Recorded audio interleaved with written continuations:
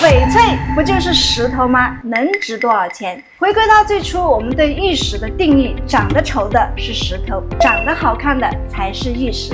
翡翠就是长得又好看又稀缺的玉石。你们知道我手上的这颗戒面是怎么来的吗？说到这里，我要给你们说一下这个故事了。当时呢，我在山上花3000块钱买了一个石头，然后回到家呢，自己刷，没想到它爆色了啊！那我就以200多万的一个价格卖给了揭阳的一个同行好大哥，因为他们是专门盘货的嘛，拿回去直接一刀切下去，没想到整个都爆色了。他盘了很多戒面，最终呢是卖了2000多万，他就选了其中比较差的一颗送给了大招啊。但是呢，虽说是其中比较差的，你们就看看这种水、这水头、这饱满度，以现在的市场价格呢，怎么说也是要过7位数的啊。所以这就是现实版的点石成金。这批料子呢是大招家最近洞子出的，都是一些精品，几万到几十万的都有，想做什么都可以做啊。来带你们看一下，那像这种的话呢，就属于小价位的。你别看它小，但它品质是非常高的。你看这个品质，做一点点豆子啊、小佛瓜呀，都是完全 OK 的啊。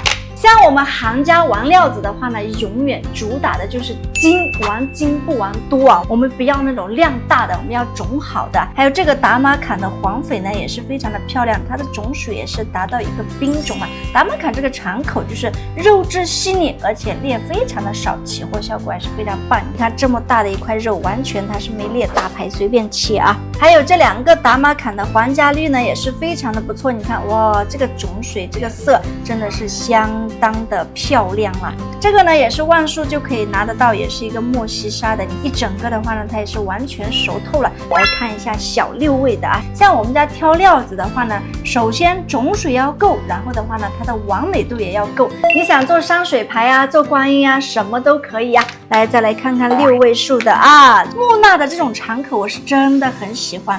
它既有甜味又有杠味，而且它还带金丝种，这个直接做一个肚里藏进的大佛宫或者说是观音，那都是相当漂亮，纯净如水啊，这个种真的是啊。还有这一块也是属于莫西沙的，直接一灯爆了哈，你看这杠性，哎呀，不用多介绍了啊。好的东西呢，反正就随便看一下就得了，你们也知道啊。还有这3个莫西沙的小精品，虽说不是特别大，但是超级的精啊！你看各个的种水都是属于玻璃级别的，太老了啊！这杠性玻璃光感真的太强了。现在好的料子呢越来越少了，但是市场的需求量却越来越大了。你看现在拍卖会上的色料动不动就是几百几千万，所以好的料子呢，它是一直都是越来越贵了。但是呢，玩料子大招也要提醒大家，玩多不如玩精，只有精的东西，它才能真正达到点石成金。